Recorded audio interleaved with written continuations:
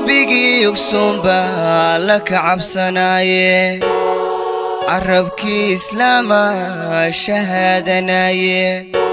إنديه بقايا كلمة نارته دكت مقشيدا ولا شكتي وقبي صلاتنا وفر الأدونكيو إلهي ودحيسو وانا رحل دينتي أحد ويبو سمد ويبي الله لا إله إلا الله لا إله إلا الله لا إله إلا الله الله لا إله إلا الله قولك إلهي والرحمن سيديتري أحد كي لبريو كي لو أخريو أخوان مقشي عاسيقار قود الشديسي أولولكي تحيميو بها كيابو هايدين إبليسكي كاتكو نفتاذا أحد ويبو سمد ويبي الله لا إله إلا الله لا إله إلا الله لا إله إلا الله الله لا إله إلا الله موقول أروح ذني أمركي رسولكو كيادا ديداكو قرصناي وحا كهايدهان هايدي وديارغرowga afooyinka keedka raashinka qaranka farxadno in gobolka Gabiley degmada Gabiley 320 qoys aan soo gaarsiino waxaan mahad celinayna madaxda nagala soo qayb gashay xafladan qaybinta xogayaha dawladda hoose xildhibaan Cabdiraxmaan Nuur Abukar gudoomiye ku-xigeenka gobolka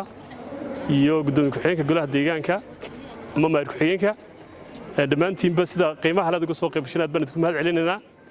waxaanu 320 qoys u qaybinaa dadkii danyarta ahaa ee aadka u jiracsanaa ee degmada Gabiley ka tirsanaa raashinkaas oo raashin hordhaca oo loogu talagalay dadka maadaama bil Ramadaan lagu jiro dadka aadka u baahan inaynu loo qaybiyo la gaarsiiyo waxaan mahad celinayaa dawladda hoose oo si fiican oo goban qurux badan dadkii ugu mudnaa u soo xushay dadka waxa ku jira jamciyadda Sooyaal ama ururka Sooyaal mujaahidiinta ayaa iyaguna ku jira dadkaasina waa dadkii jiracsanaa inta 320 qoys oo wax yar marka loo eego baahida gobolka ka jirta ama dadka danyarta ee gobolka cid kasto khayrka jecel waxaanu jecelahay maadaama bil Ramadaan ku jiro waxa muhiimadu tahay in isku naxariisano si samaradan la inaga naxariisto cid kasto hawlaha khayriga ka qayb qaadanaysa waan soo dhaweynaynaa dadkeenuna mar walba in la wax la taro oo bulshadeena baahan amba danyarteena aynu ka warhayno hay'adda u diyaargarowga afooyinku mar walba waxay u taagan tahay inay caawiso bulshadeeda danyarta rabaanta bilowgoodii halkan ku qaynay 400 qoys maanta waxaan qaybinaa 300 qoys oo wax ilaahay runtii looga mahadnaqo waa runtii dareenka iyo dawladnimada ay ugu shaqeynaa ummadeena ka mid tahay in dadka masaakiinta ah ee magaalada ku nool in laga warhayo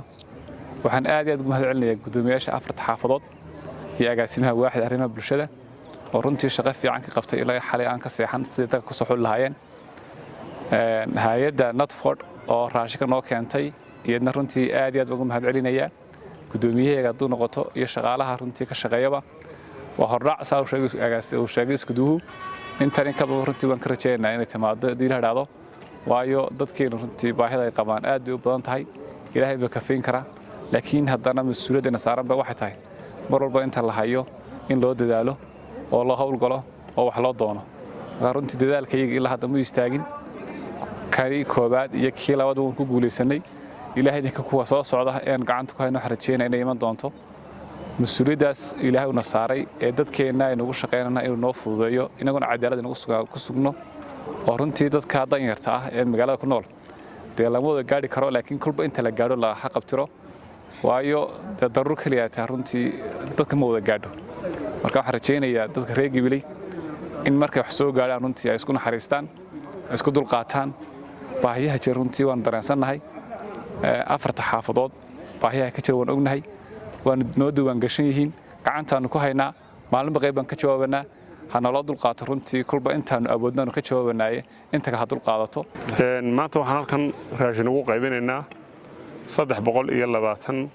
qoys oo ka tirsan dadweynaha danyarta ah ee ku nool magaalada Gabiley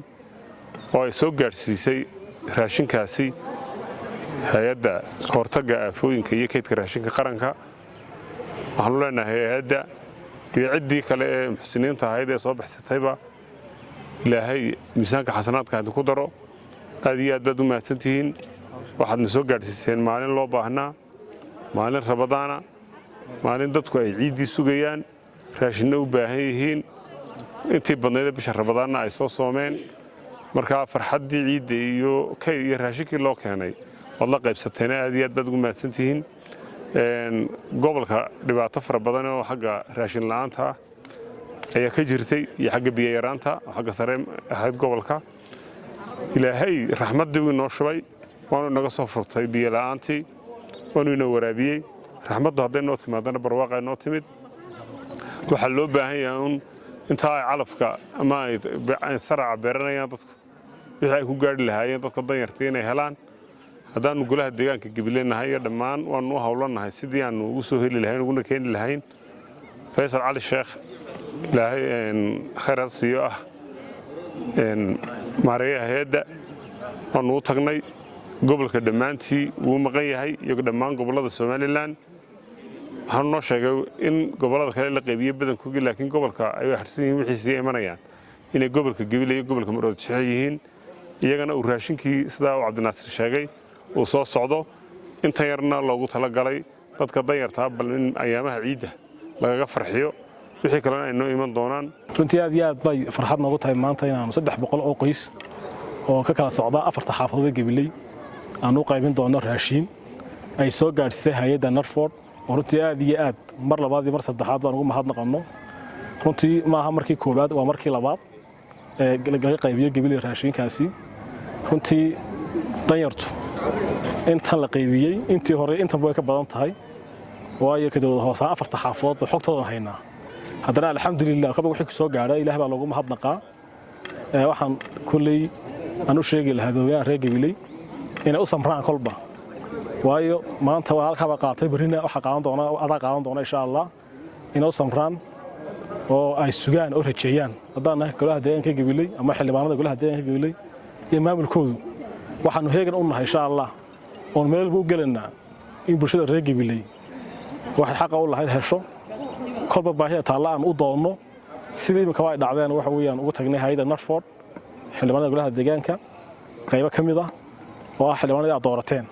runtii insha Allah noqon maayo ku dambeeyay waxaan rajaynaynaa mid guud oo gobolka dhan gaarana insha Allah bidnillaahi kariim inaan heli doono. marka waxaan leeyahay aad iyo aad buu mahadsantiin qof kasta oo ka qayb qaatay ugu horeeyaan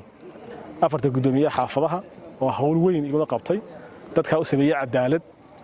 qof kasta oo danyartu way sii kala diidataa. qofka uu chiefka ah ee waxba u dambeeynin yaan xooga saarnay anagu. waxaan kala aad uga mahadnaqayaa agaasimaha arrimaha bulshada oo isaguna hawsha qayb runtii fariintan kala diri lahaa waxa weeye waxaynu galnay xilligii roobaadka sida Cabdiraxmaan sheegay. waxaanu ka rajaynaynaa ama ka suganaa ama ka baaq uga diranaa wasaaradda beeraha inay siirkii iyaguna ay keenaan iyo saacadihii dadka aan iyaguna awoodin dadka kale awooda saacadaha inay qotaan iyo beeruhuna. waxaan leeyahay roobku intuu bilowga yahay nin walba ka faa'iideysto beertiisa qoto kaha. waxaan halkan mahadnaq uga dirayaa gudoomiyaha hay'adda Narford Faysal Cali Sheekh oo runtii dadaal badan ugu jira sidii bulshada reer Somaliland ee danyarta uu gaarsiiyo duruufaha ay ku jiraan awgeed kolba wixii tamartiisa ee uu helo. waxaan filayaa dhawaan waxay nahay raashin intan ka badan oo gobolka oo dhana. ilaahay idimkiisana waxaan rajaynaynaa inaynu ka gaarsiino oo inuu ummadda wada gaarsiino. waanu ka rajaynaynaa ilaahay idimkiisa. bal safar inta ugu weyn halkan ka diraya waxa weeye bulshada reer Gabiley waxaan leeyahay waxaynu kala xili roobaadkii waa inaynu ka faa'iideysanaa wax soo saarka dalagga beeraha ee aynu caanka ku ahayn oo aanayna dhaafin dhibic roobi oo aanayna dhaafin dhulka ballaadhan ee ilaahay inagu galladay aynu ka faa'iideysano wax soo saarkiisa. dunidu waxay isku guumaysataa wax soo saar.